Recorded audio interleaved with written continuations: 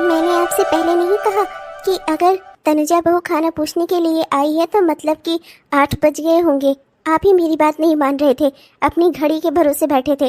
अरे आपकी घड़ी लेट हो सकती है पर मेरी तनुजा नहीं। हाँ भाग्यवान, तुम सही कह रही हो। घड़ी में 7 बज रहे थे तो मुझे लगा कि 7 ही बज रहे होंगे। ये तो लेट हो गया। सच में सब कुछ लेट हो सकता है पर तनुजा बहू नहीं। समय से चाय, समय से खाना, हर चीज इसका टाइम से होता है। बहू बेटा, ये तुम्हारा घर है, कोई मिलिट्री का कैंट नहीं जिसमें तो सब काम तुम्हें समय से ही करना होता है। अरे तुम्हें कभी तकलीफ हो सकती है, कभी तुम बीमार पड़ सकती हो। जब ऐसा हुआ करे बहू ना, तो आराम कर लिया करो। घर है ये, मिलिट्री का कैंट नहीं। अरे हमारी बेटी जैसी हो तुम, इस तरीके से हम तुम्हें परेशान नहीं करना चाहते। हाँ तनुजा बहू, तुम्हारे पापा जी बिल्कुल ठीक कह रहे हैं। अरे तुम भी इंसान हो, एक आध दिन लेट हो सकता है बेटा। तुम क्या करने इतना जल्दी उठती हो, इतना जल्दी सब काम करती हो। एक आध दिन लेट हो सकता है, घड़ी के हिसाब से काम इधर उधर भी हो सकता है। क्यों तुमने एकदम रूटीन बना कर रखा हुआ है? देखो ना, अब इन अपने ससुर जी को ये अपनी घड़ी भी अब तुम्हारे काम से मिलाने लगे हैं। अरे नहीं माँ जी, मुझे कोई तकलीफ नहीं है। होगी तो मैं आपको बता दूंगी और उस दिन आराम कर लूंगी रेस्ट उस दिन। लेकिन जब तक मुझे कोई तकलीफ नहीं होती तो मैं सोचती हूँ कि मैं घर का काम अच्छे से संभाल ही लूँ। माँ जी वैसे भी मैं नहीं चाहती कि इस उम्र में आप कोई काम करें, तो मैं इसलिए काम कर लेती हूँ। और वैसे भी माँ जी, आपको दवाई लेनी रहती है, पापा जी को भी निकलना रहता है कहीं ना कहीं। इसलिए मैं सोचती हूँ जितना जल्दी खाना वाना बन जाए, सब लोग खा पी लें, उतना ही मुझे आराम रहता है। और दोपहर में तो मैं आराम कर ही लेती हूँ। दोपहर में कौन सा काम होता है मेरे पास? हाँ बहू, बात तो तेरी सही है। मैं तो कहती हूँ भगवान ने मुझे हीरा दिया है, हीरा। तुझ जैसी बहू पाकर ना मैं तो धन्य हो गई। वैसे हमारा बबलू कहाँ गया? तैयार वैयार हो रहा है, उसकी बस अभी निकलने वाली होगी। तेरे बाबूजी जाएंगे तो ये उसे छोड़ते हुए जाएंगे। तू अपना काम संभाल ले घर का, ठीक है बेटा? हाँ मम्मी जी, बबलू को मैंने नाश्ता करा दिया है और वो तैयार हो रहा है, उसका लंच भी पैक कर दिया है। पर बाबूजी पहले खाना खा लेंगे तभी ये कहीं जाएंगे। बस आने में अभी आधा घंटा है, इसलिए आप लोग चलिए पहले खाना खा लीजिए, दवाई ले लीजिए, उसके बाद कहीं निकलिएगा। और मम्मी जी, आज आपको याद है ना वो शर्मा आंटी के यहाँ से कथा का निमंत्रण आया है, तो आपको वहाँ भी जाना है। मैंने आपकी साड़ी इस्त्री करके ना रख दी है, आप वही वाली साड़ी पहन कर जाइएगा। उसके साथ ही चूड़ी और ज्वेलरी भी मैंने रख दी है। ठीक है बहू, ठीक है। तनुजा, तुमने मुझे उठाया क्यों नहीं? घड़ी देखो, 8 बज रहे हैं। हे भगवान, आज तो मैं लेट हो गया। ऑफिस में डांट पड़ेगी मुझे। तनुजा, तुम इतनी गैर जिम्मेदार कैसे हो सकती हो? अरे अरे, एक सेकेंड, आज आपके ऑफिस में छुट्टी है। आपने मुझे कल ही तो बताया था और आप खुद भूल गए, इसीलिए मैंने आपको नहीं उठाया। सोचा कि थोड़ा आराम ही कर लीजिए सुबह। अरे हाँ, आज तो ऑफिस बंद है। मैं भी ना कैसे भूल जाता हूँ। चलिए, अब उठ ही गए हैं तो जल्दी से नहा धोकर फ्रेश होकर आ जाइए, मैं खाना लगा रही हूँ। अरे mummy papa, good morning. Mummy, वो आपकी दवाई लानी थी ना। आई एम सॉरी, मैं कल भूल गया। पर आप चिंता मत करो, आज तो ऑफिस बंद है, कहीं जाना तो है नहीं। लेकिन मैं बाइक लेकर जाऊंगा और 2 मिनट में आपकी दवा लाकर आप लोगों को दे दूंगा। बताओ तो जरा, 2 दिन पहले तुझे दवाई के लिए बोला था और तुझे आज याद आ रहा है कि तू कल भूल गया था। रहने दे बेटा, रहने दे, तुझसे ना हो पाएगा। वो तो तनुजा है हमें संभालने के लिए, तुझे चिंता करने की जरूरत नहीं है। हमारी दवाई तो हमें 2 दिन पहले ही तनुजा ने लाकर दे दी थी। हाँ। ये तो अच्छा है कि तनुजा इस घर की बहू है, उसकी जैसी जिम्मेदार बहू पाकर हम तो धन्य हो गए। समझ में नहीं आता कौन से मोती दान किए थे तूने, जो तुझे इतनी अच्छी बीवी मिली और हम लोगों को इतनी अच्छी बहू। और नहीं तो क्या, तनुजा जैसी लड़की आज के जमाने में मिलना मुमकिन ही नहीं, नामुमकिन है। ये तो शुक्र मनाओ बरखुरदार कि तुम्हें इतनी अच्छी बीवी मिल गई, वरना तुम जैसे गैर जिम्मेदार इंसान को अगर तुम्हारे टाइप की कोई लड़की मिली होती तब तो तुम्हारी जिंदगी धन्य समझो फिर। हाँ नहीं क्या जी, सच में तनुजा तो हीरा है, हीरा। माँ जी, बाबूजी, खाना लग गया है, आ जाइए आप लोग। अरे अब मुंह खोलकर क्या खड़ा है, सुना नहीं तूने? बहू ने खाना लगा दिया है, जा जल्दी से नहा धोकर आ जा। एक नंबर का गैर जिम्मेदार इंसान है तू, एक भी जिम्मेदारी सही से नहीं उठा सकता। चल जा भाई। चलो भाग्यवान, हम लोग चलते हैं खाने। हर वक्त बस तनुजा तनुजा तनुजा। मम्मी पापा को लगता है कि तनुजा से अच्छी लड़की कोई इस दुनिया में हो ही नहीं सकती। मैं भी तो उनका अच्छा बेटा हूँ, जो कहते हैं हर बात मानता हूँ। इतने अच्छे से अपना परिवार चला रहा हूँ, सारी जिम्मेदारियां उठा रहा हूँ। ना जाने क्यों मम्मी पापा को हमेशा तनुजा ही अच्छी लगती है। अरे मेरा बबलू बेटा घर आ गया, मेरा प्यारा बबलू बेटा। बेटा तुम स्कूल से घर आ रहे हो? हाँ। अरे मुझे याद आया, तुमने अभी मुझे बताया था ना कि तुम्हारी पेरेंट टीचर मीटिंग होने वाली है। तो कब है बेटा, बताना जरा, मैं तुम्हारी पेरेंट टीचर मीटिंग में ना पहुंच जाऊंगा। बताओ जरा। पापा, आपको तो ये भी नहीं पता कि मैं स्कूल से घर नहीं आया हूँ। मैं तो प्लेग्राउंड में खेलने गया था, स्कूल से तो मैं 2 बजे ही घर आ गया था, तब आप सो रहे थे। और दूसरी बात पापा, मेरी पेरेंट टीचर मीटिंग को ख़त्म हुए ना 4-5 दिन हो गया है। मैंने आपसे 4 दिन पहले बताया था कि मेरी पेरेंट टीचर मीटिंग होने वाली है। उसके बाद से तो आपने हाल चाल ही नहीं लिया। मम्मी ने लिया था, मम्मी खुद गई थी पेरेंट टीचर मीटिंग में और मेरा रिपोर्ट कार्ड भी लेकर आई वो, और उन्होंने टीचर से मेरे लिए बात भी की। क्या? हाँ पापा, और आपको पता है मैं 3rd क्लास में चला गया हूँ। अब आपको ये तो याद है ना कि मेरा नाम क्या है, या ये भी आप भूल गए? बबलू, ये क्या तरीका है पापा से बात करने का? हाँ, पापा ऑफिस जाते हैं, वहाँ पे 100 काम होते हैं, उन्हें नहीं है इतनी फुर्सत उन्हें कि घर के कामों को देख सके, घर संभाल सके। मैं हूँ ना घर संभालने के लिए। तुम पापा से ऐसे कैसे बात कर सकते हो? से सॉरी टू पापा, पापा को सॉरी बोलो। सॉरी पापा। ये क्या हुआ, इन्होंने तो कोई जवाब ही नहीं दिया। लगता है ज़्यादा ही डिस्टर्ब हो गए, मुझे ही जाकर इन्हें मनाना होगा। बबलू बेटा, आप मुझसे प्रॉमिस करो आइंदा से आप पापा से ऐसी बातें नहीं करोगे, ठीक है? मम्मी पापा कोई अलग अलग थोड़ी ना है। जहाँ पापा काम नहीं आते वहाँ पर मम्मी आ जाती हैं। मैं हूँ ना देखने के लिए। तुम चिंता क्यों करते हो, क्यों पापा को परेशान करते हो? अगर वो ऑफिस नहीं जाएंगे तो ये घर कैसे चलेगा? तुम्हारे स्कूल की फीस कैसे भरी जाएगी? कभी सोचा भी है तुमने? पापा दिन भर ऑफिस में बिताते हैं, तब जाकर घर का खर्चा चलता है, और तुम उन्हें ऐसी उल्टी सीधी बातें बता रहे हो, ऐसे उल्टा सीधा बोल रहे हो। तुम्हारी पेरेंट टीचर मीटिंग में अगर वो नहीं आ पाए तो इससे क्या होता है? तुम्हारा होमवर्क देखते हैं, तुम्हारी डायरी चेक करते हैं, मुझसे पूछते हैं कि तुम्हारी पढ़ाई कैसे चल रही है, तुम कौन सी क्लास में गए, और तुम उन्हें इस तरह से बोल रहे थे। बेटा, आइंदा से ऐसी बातें कभी मत करना। तुम एक दिन जब बड़े हो जाओगे ना, जब तुम जॉब करोगे ना, तब तुम्हें पता चलेगा कि तुम्हारे पापा इतनी मेहनत करते हैं, समझे? आई एम सो सॉरी मम्मा, आइंदा से मैं कभी भी पापा से कुछ उल्टा सीधा नहीं बोलूँगा। आई एम सो सॉरी मम्मा, मैं पापा से कभी मजाक नहीं करूँगा। आई एम सो सॉरी मम्मा। इट्स ओके बेटा, पर किसी की मेहनत को नज़रअंदाज नहीं करना चाहिए। दिन भर वहाँ ऑफिस में उनके सर पर कितना काम रहता होगा ना, तुम सोच भी नहीं सकते। अगर तुम्हारे सर पर उतना काम आए ना, तो शायद तुम अपना घर भी भूल जाओ।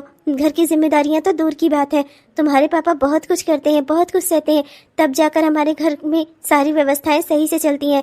मम्मी पापा की दवाई आ जाती हैं, मम्मी पापा का इलाज हो जाता है, घर के खर्चे पूरे हो जाते हैं, मेरे लिए साड़ी कपड़े आ जाते हैं, मैं जो चाहती हूँ वो खर्चा कर पाती हूँ, तुम्हारे ऊपर जो चाहती हूँ खर्चा कर पाती हूँ। नए नए कपड़े आते हैं, त्योहारों में हम अच्छा खाते हैं, अच्छा पहनते हैं, सब तुम्हारे पापा की वजह से ही तो है बेटा। वो बहुत मेहनत करते हैं इस वजह से, इसीलिए शायद वो घर पर थोड़ा कम ध्यान दे पाते हैं। इसके लिए हमें उन्हें धन्यवाद करना चाहिए, ना कि उनका मजाक उड़ाना चाहिए, ठीक है? मैं समझ गया मम्मी, मैं छोटा हूँ ना, इसीलिए मैंने मजाक में ऐसा बोल दिया। आइंदा से मैं ध्यान रखूँगा, मैं प्रॉमिस करता हूँ मम्मी। पर प्लीज़ अब आप भी मुझसे नाराज़ मत हो जाना। ठीक है, जाओ, वो तुम्हारे दोस्त आए हुए हैं बाहर, वो तुम्हें बुला रहे हैं फुटबॉल मैच के लिए। और हाँ, ग्राउंड में ही रहना, उससे दूर जाने की ज़रूरत नहीं है। और टाइम 5 बजे, तुम्हें पता है ना, घर सीधे आ जाना, ठीक है? और किसी के बुलाने पर कहीं जाना नहीं। छोटे हो तो छोटों की तरह ही रहा करो, समझे? जी मम्मी। लगता है बबलू की बातों से कुछ ज़्यादा ही हर्ट हो गए, मनाना पड़ेगा अब इन्हें। ये भी ना बच्चों की बातों को दिल पर लगा लेते हैं। बच्चे तो बच्चे होते हैं, कुछ भी बोल देते हैं, अब उसका क्या ही कर सकते हैं। नाराज हो गए हैं क्या? बबलू की बातों का बुरा मान रहे हैं आप? अरे बबलू तो बच्चा है, पर आप तो बड़े हैं ना, बच्चे तो कुछ भी बोलते हैं, उसका क्या ही कर सकते हैं।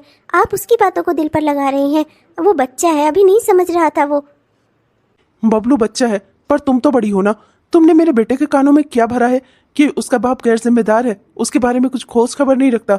मेरे माँ बाप को तो अपनी मुट्ठी में तुमने कर ही लिया है, मेरे बेटे को भी अपनी मुट्ठी में कर लिया है। मतलब कि परिवार में कोई भी नहीं है जो मेरी ओर हो, हर कोई तुम्हारे ही गुणगान कर रहा है। मैं क्या जानता नहीं हूँ? अरे दिन भर मैं ऑफिस में रहता हूँ, ऑफिस में नहीं जाऊंगा तो घर का खर्चा कैसे चलेगा? कभी सोचा भी है तुमने? और इसलिए तुमने पूरे परिवार की जिम्मेदारी अपने सर पर उठा रखी है, तो कोई एहसान कर दिया क्या? मैं भी तो पूरे घर का खर्चा चलाता हूँ, तो क्या मैं एहसान करता हूँ? परिवार में सभी एक दूसरे की जिम्मेदारी उठाते हैं, और तुम ऐसा कर रही हो तो कोई बड़ी बात नहीं है। उसी के नाते पूरा परिवार तुम्हारी तारीफ और मेरी बुराई करे। अरे ये आप कैसी बातें कर रहे हैं? मैं बबलू के कान भरूंगी? सच में आपको ऐसा लगता है? सीरियसली आप ये कैसी बातें कर रहे हैं? बबलू तो बच्चा है पर आप तो बड़े हैं ना, आपको तो समझना होगा। बच्चे कुछ भी बोलते हैं उसके पीछे क्या यही वजह रहती है कि उनकी माँ ने उन्हें सिखाया है? हाँ, आप बच्चे के ऊपर ध्यान नहीं दे पाते, इससे उसे ऐसा लगा होगा इसलिए उसने ऐसा बोल दिया होगा।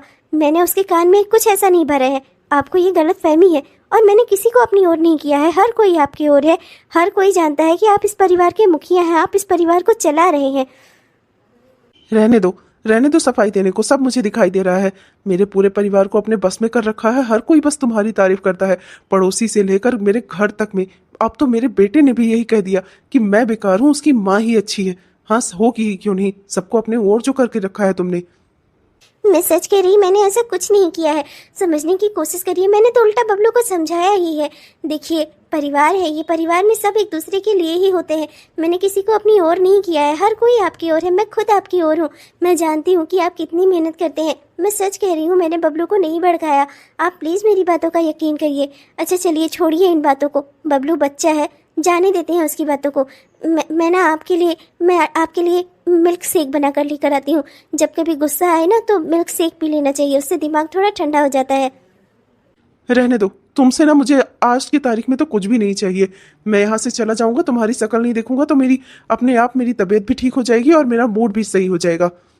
ज्ञानवती देवी, हर चीज का ज्ञान है इनको, बस इसी बात का ज्ञान नहीं है कि पति को कैसे खुश रखा जाए। पूरे परिवार को अपने कब्जे में करके रखा है, मेरे खिलाफ ही भड़का रही है। मैं ही ना कमाऊं ना तो पता चल जाए। बहुत नाराज होकर कितना उल्टा सीधा बोल कर गए। मैंने तो कुछ गलत किया भी नहीं था। खैर कोई बात नहीं, अभी उल्टा सीधा बोल कर गए हैं, जब दिमाग ठंडा होगा ना तो अपनी गलती का एहसास होगा तो खुद ही गिल्ट में भी आएंगे। तब चलो मैं इनका गिल्ट भी संभालूं। इनके हर मूड स्विंग को झेलना मेरी जिम्मेदारी बन गई है। लोग कहते हैं कि लड़कियों के मूड स्विंग होते हैं, पर यहाँ तो मेरे हस्बैंड के हैं।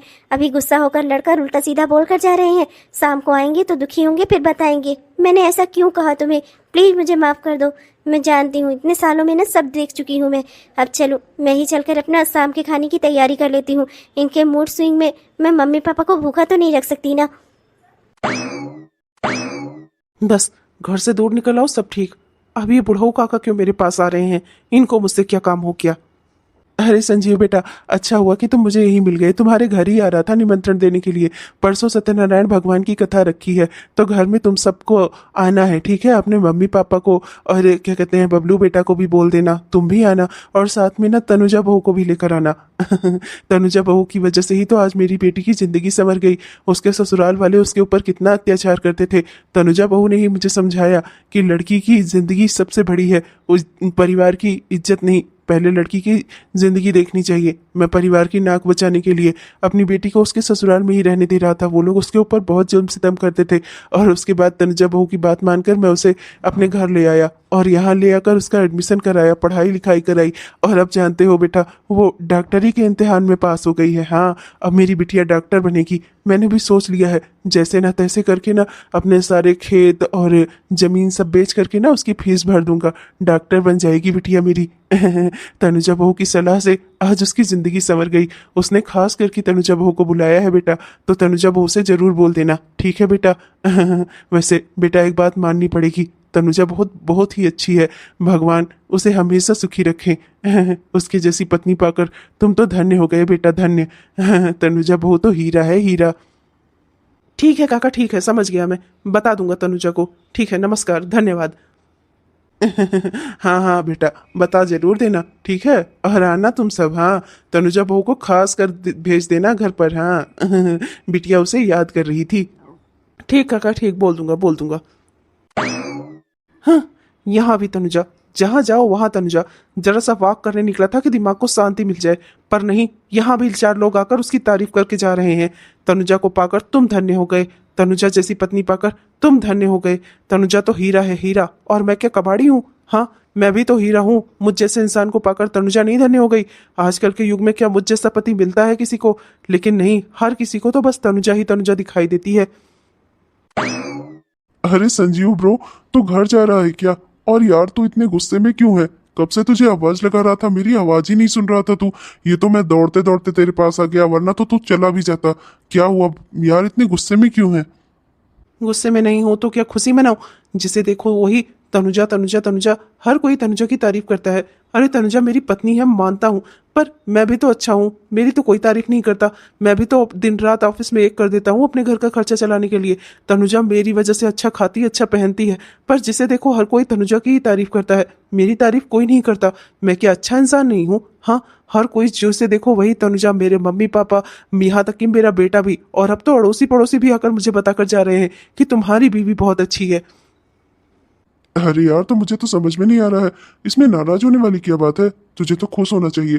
तनुजा भाभी जैसी लड़की तुझे मिली है जो तेरी सारी जिम्मेदारियां उठाती है, उफ तक नहीं करती, और इतना प्यार भी करती है तुझे, और हर कोई इसकी तारीफ भी करता है। तेरे घर परिवार को, तेरे बच्चे को, हर किसी को उसने संभाल रखा है, और साथ में तुझे भी।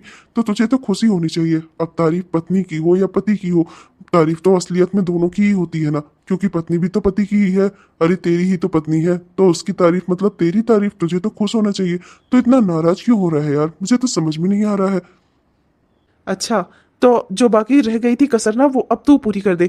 तनुजा भाभी बड़ी अच्छी है, मैं तो बेकार हूं ना।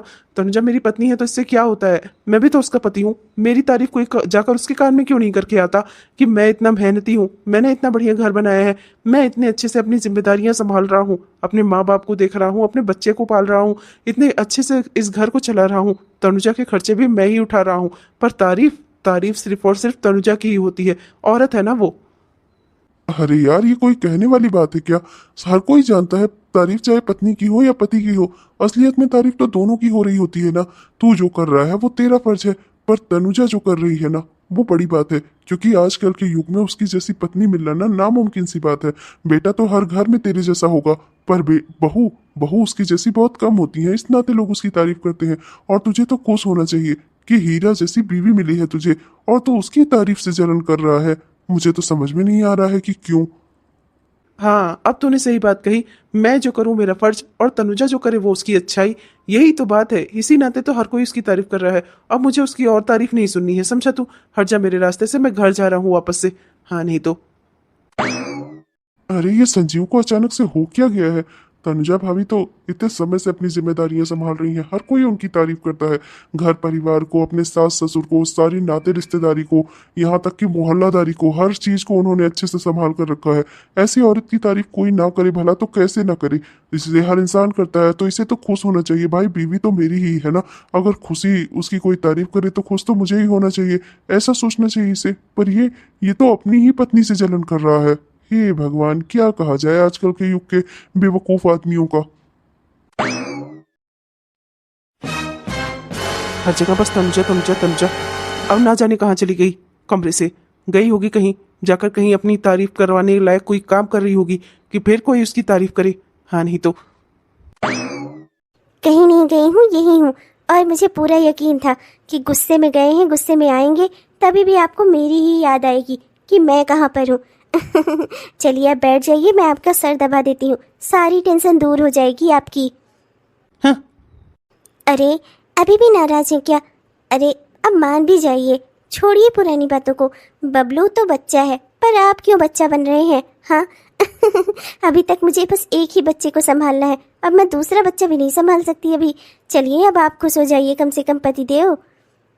हाँ, बात नहीं करनी तुमसे, चली जाओ यहाँ से। बात नहीं करेंगे तो मैं आपको वो सरप्राइज कैसे दूंगी?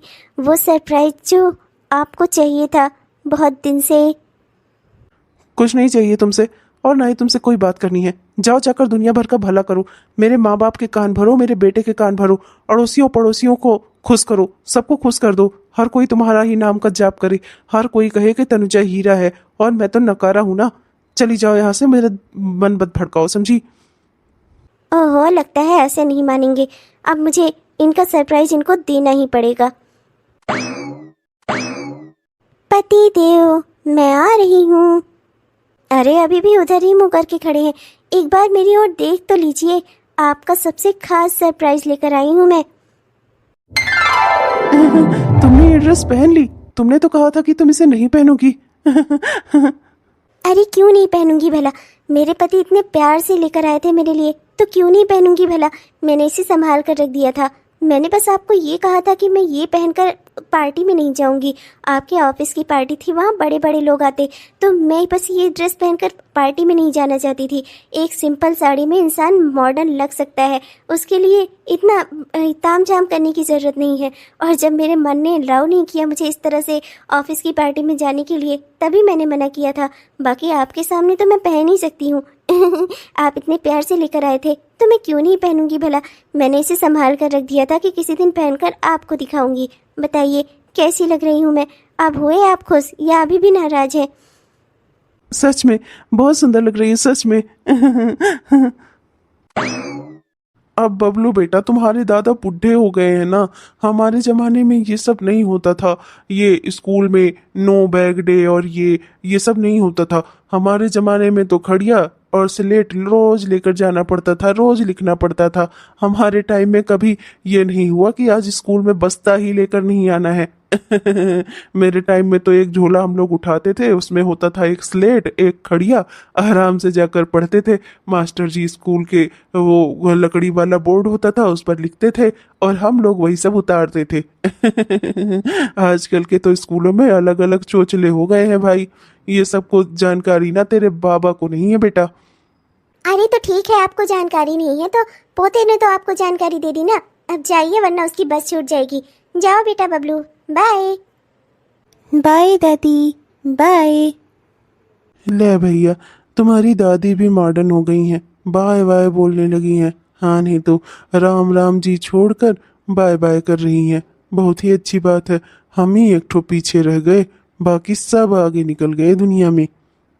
देखा बहू, देखा, मैं जरा सा कुछ अच्छा काम कर दूं ना तुरंत तुम्हारे ससुर जी को जलन हो जाती है। पर अच्छा है, मैं अपने बहू और अपने पोते से सीख सीख कर ना खूब अंग्रेजी बोलूंगी।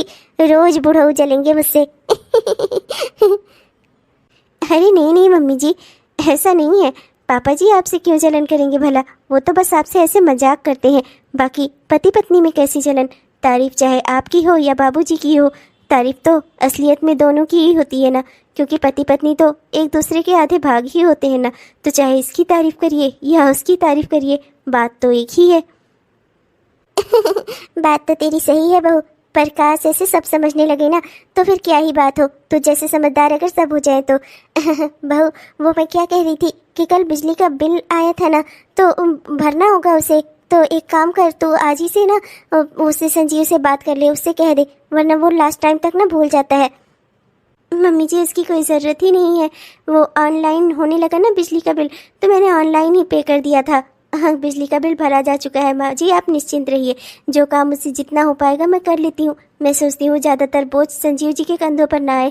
उनके कंधों पर पहले ही ऑफिस का इतना बड़ा भार है और सब कुछ संभालना होता है, बाहर का सारा काम देखना होता है, घर की जिम्मेदारियाँ भी देखते हैं। तो इसीलिए मैं सोचती हूँ कि ज़्यादा से ज़्यादा मैं ही हैंडल कर लूँ कि उन्हें कोई दिक्कत ना हो। ये तो तू बहुत ही अच्छा करती है वो। हाँ, संजीव की आधी से ज़्यादा जिम्मेदारियाँ तो तूने ओढ़ रखी है। वैसे भी मेरा बेटा कहना नहीं चाहिए, थोड़ा गैर जिम्मेदार ही है।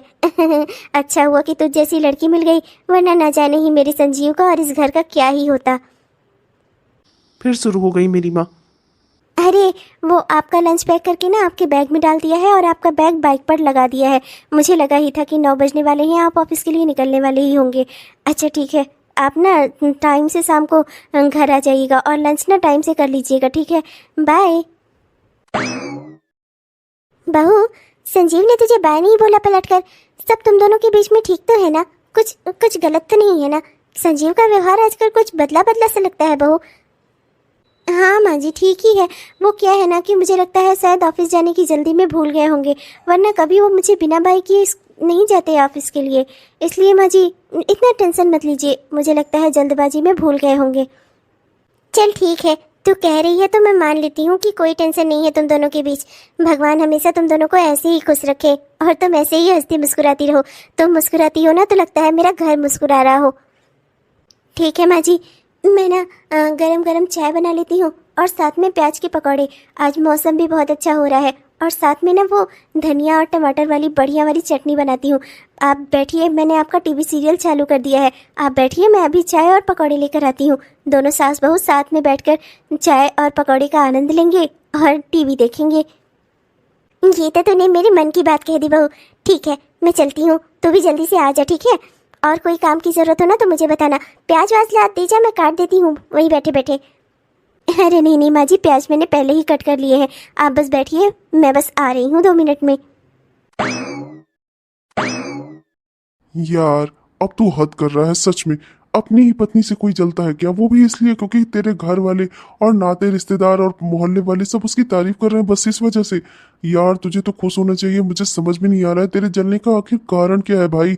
अरे खुश हो यार, तारीफ चाहे पत्नी की हो या पति की, तारीफ दोनों की हो रही होती है। समझता क्यों नहीं तू ये बात? हेलो सर, मैं साक्षी। मुझे पता चला कि यहाँ ऑफिस में एक वारंट निकली थी, क्या कहते हैं, सेक्रेटरी के लिए।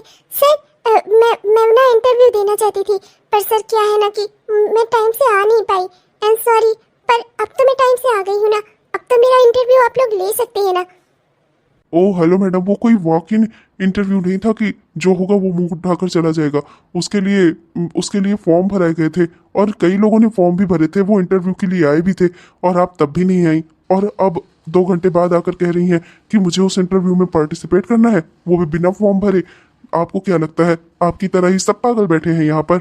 और वैसे आप अंदर कैसे आ गई? हाँ, बिना अपॉइंटमेंट के ऑफिस में किसने आने दिया आपको? एक्सक्यूज मी सर, मुझे लगता है ना कि ये वाले सर थोड़े समझदार है। सर आप तो समझ सकते हैं ना, मैं एक लड़की हूँ, मुझे हर न्यूज़ लेट से पता चलती है। मैं फॉर्म नहीं भर पाई तो क्या हुआ, मैं कम से कम ऑफिस में तो आ गई हूँ। आप मेरी काबिलियत देखिए, मुझे जॉब दीजिए। और जहाँ तक सवाल है ऑफिस में एंट्री करने का, तो आपके गेट पर जो वो गेट कीपर बैठा हुआ था ना, वो आपका चौकीदार उसे तो बस मैंने आँख मारी और वो वहीं पर ढेर हो गया। तब से तो वो शायद मेरे सपनों में ही खोया रहेगा। रोज रोज ऑफिस में मैं उसको दिखाई दूंगी, तब उसके लिए तो ये बहुत ही अच्छा हो जाएगा ना। मेरे लिए ना सही तो उस चौकीदार के लिए ही सर, जॉब तो मुझे मिलनी चाहिए ना। देखिए ना आपके ऑफिस के उसी गेट पर ना मेरा कोट भी रह गया। और ये निहायत ही गैर जिम्मेदाराना हरकत है। तुम इस ऑफिस में कर सकती हो जॉब, कर सकती हो। मैं तुम्हारा इंटरव्यू लूंगा और तुम्हें अपॉइंट करूंगा, ठीक है? तुम चलो, तुम जाओ, अपना कोट लेकर आओ वापस और आओ आकर इंटरव्यू दो अपना। अरे मगर इस लड़की में जिम्मेदारी नाम की कोई चीज नहीं है। इसने फॉर्म भी नहीं भरा था। किस बेसिस पर तुम इसे अपॉइंट करने जा रहे हो? मैनेजर को क्या जवाब दोगे? कुछ सोचा भी है? हाँ, गैर जिम्मेदार लड़की है ये, 1 नंबर की। जिंदगी हंसी मजाक नहीं होती है, इस तरह से हंसी मजाक में उड़ा रही है हर चीज। सर आप तो एकदम से जिंदगी को सीरियसली ले रहे हैं। जिंदगी को इतना भी सीरियसली मत लीजिए कि जिंदगी के बोझ तले दब जाइए। जिंदगी ना हंसी मजाक का ही नाम है, हंसिए मजाक करिए और खुश रहिए। मैं अपना कोट लेकर आती हूँ सर। देख, तू ये ठीक नहीं कर रहा है। इस लड़की को जॉब देने वाला नहीं है, 1 नंबर की गैर जिम्मेदार है। कोई जिम्मेदारी वाली बात नहीं है इस लड़की में। तू गलत समझ रहा है यार, वो सही कह रही है। जिंदगी हंसने और मजाक करने का ही नाम है, बहुत ज्यादा जिंदगी को सीरियसली लेकर जीने वाला नहीं है। वो हंसी मजाक करती है। देख, मैं यही तो तुझसे कह रहा था, लड़की ना ऐसी होनी चाहिए जो जिंदगी को मजाक बना दे, खुशियों से भर दे। बहुत ज्यादा मैच्योरिटी भी ना अच्छी नहीं होती, समझा?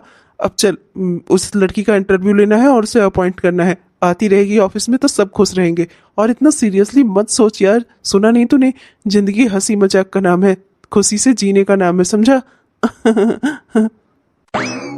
तू जो ये कर रहा है ना वो ठीक नहीं है। तनुजा भाभी जैसी अच्छी लड़की तेरी जिंदगी में है, अच्छा खासा परिवार है तेरा, और तू जिंदगी को मजाक से जीना चाहता है। जिंदगी को सीरियसली लेना पड़ता है दोस्त। जिंदगी वरना खुद को जब सीरियसली लेवाने पे आ जाएगी ना तो तू बर्दाश्त नहीं कर पाएगा, और इसी बात का डर है मुझे। हेलो दोस्तों, आप सब मुझे तो जानते ही होंगे, मैं निक्की। आप लोगों ने मुझे पहचाना, बहुत सारी कहानियों में आ चुकी हूँ मैं। चलिए ठीक है दोस्तों, जिन दोस्तों ने मुझे पहचान लिया उनका बहुत बहुत शुक्रिया। पर ना दोस्तों, आप लोग मेरे रोल के हिसाब से मुझे बुरा मत समझना, मैं बुरी नहीं हूँ, मैं तो बहुत ही अच्छी लड़की हूँ। कई कहानियों में मैंने अच्छे रोल भी तो किए हैं, आपको याद होगा अगर तो। ठीक है दोस्तों, खैर मैं ना अपना काम करने आई हूँ, चलिए वो कर लेती हूँ। नमस्ते दोस्तों, कैसे हैं आप सब? आशा करती हूँ कि आप सब बहुत ही अच्छे होंगे, बहुत ही बढ़िया होंगे, खुश होंगे।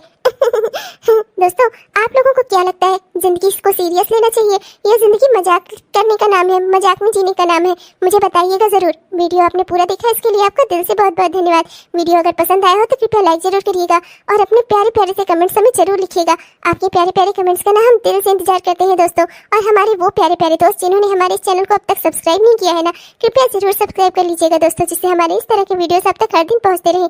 और सबसे जरूरी बात दोस्तों, ये हमारी इस कहानी का पहला भाग था। कहानी का दूसरा भाग कल आपको हमारे इसी चैनल पर देखने को मिलेगा। कहानी का दूसरा भाग देखने के लिए हमारे इस चैनल पर जरूर आइएगा दोस्तों। तब तक के लिए मैं लेती हूँ आप लोगों से विदा। मिलूंगी कल अपनी कहानी के दूसरे भाग में। तब तक के लिए मुझे दीजिए इजाजत। Bye bye.